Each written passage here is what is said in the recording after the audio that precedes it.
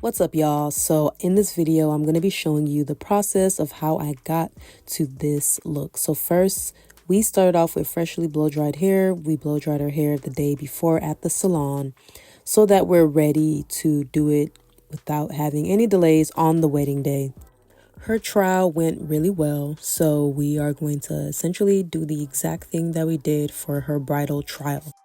When it comes to doing Bantu knots, the most important thing is getting down your parts and symmetry. You want to make sure that both sides of the head are exactly symmetrical.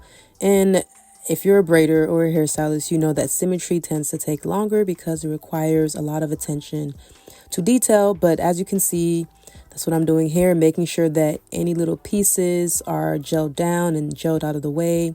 That's why we as braiders or we as hairstylists like to use gel along the part. It doesn't have to be on the scalp, but it's good to have it along the part.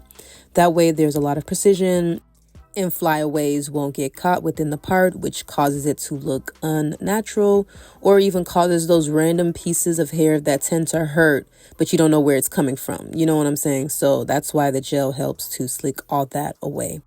I am using rubber bands to secure each section. I think this is going to give a very clean look. If you are opposed to using rubber bands, you can always oil them before applying them. But if for some reason you forgot, just spray your base with oil and that will help them slip out or break easily. That way you don't have to worry about any hair loss from the rubber bands.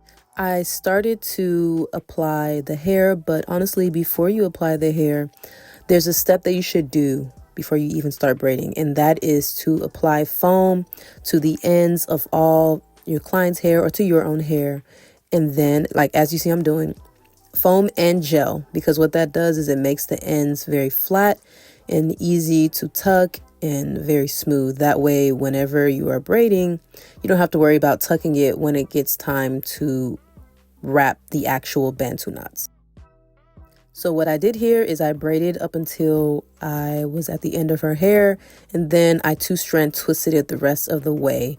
And with each wrap, I had to two-strand twist it along the way to allow it or to keep it from unraveling.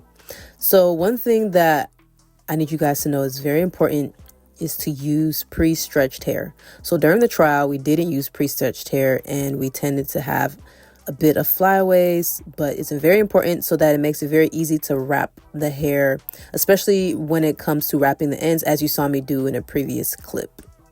Having the pre-stretched hair will also prevent you from having to use rubber bands at the end or any other way of securing it, because that very tapered piece of hair makes it easy to secure each Bantu knot at the base. As you can see, we are loving the look so far. A few final touches is for me to trim off any flyaways, just to avoid that from showing up in picture and just to make sure that it looks really, really neat. So I'm going to go ahead and trim off flyaways. I'm blow drying because I put styling foam on the insides of her hair, along the gel and along the edges, and this is to avoid any white cast, and it also gives the hair a nice sheen.